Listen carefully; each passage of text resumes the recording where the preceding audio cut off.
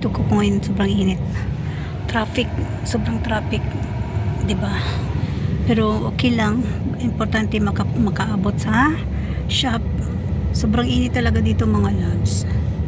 So, sabayan niyo ko mga loves na magpunta ng shop. Sobrang init talaga, as in.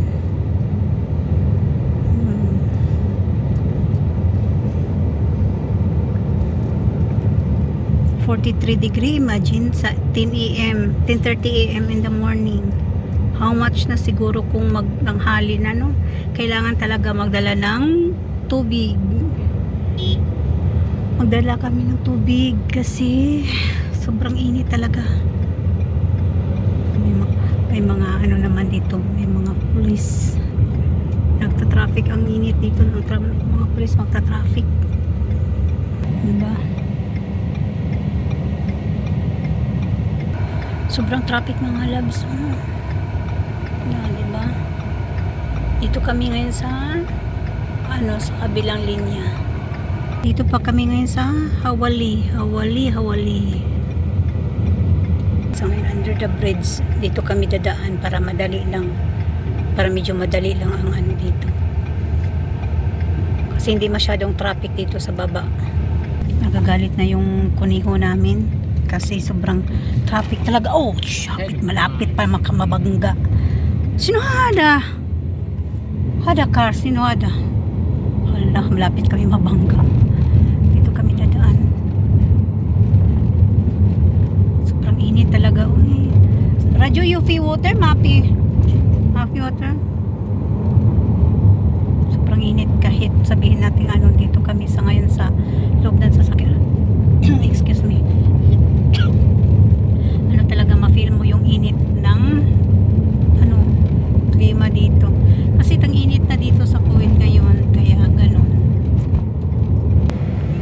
Sobrang init talaga. Walang paglagyan ng init dito. Traffic pa, init pa. Naku, kailangan may dala kang tubig. Ito tubig namin, dala kong tubig. Kailangan may dala kong tubig.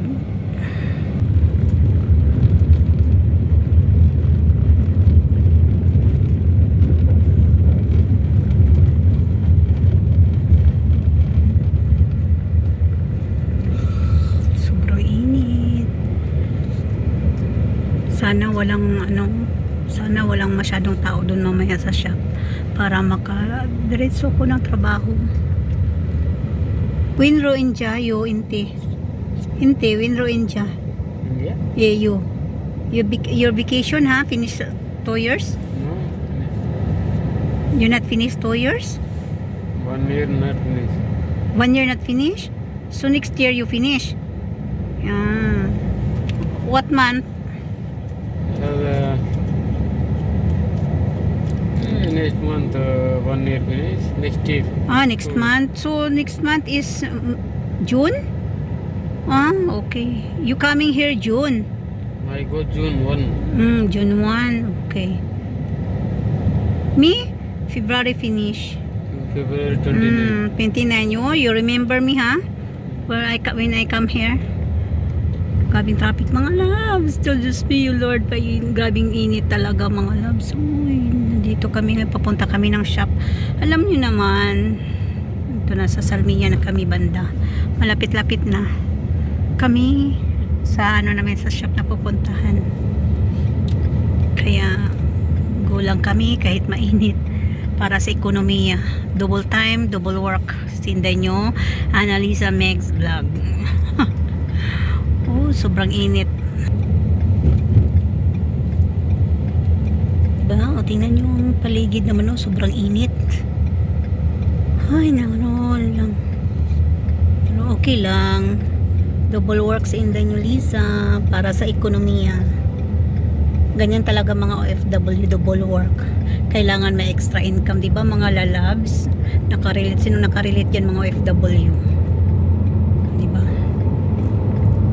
Go pa rin ang go kahit sobrang init na traffic. So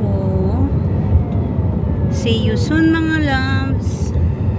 Uy, I see you soon. See you next see you next vlog.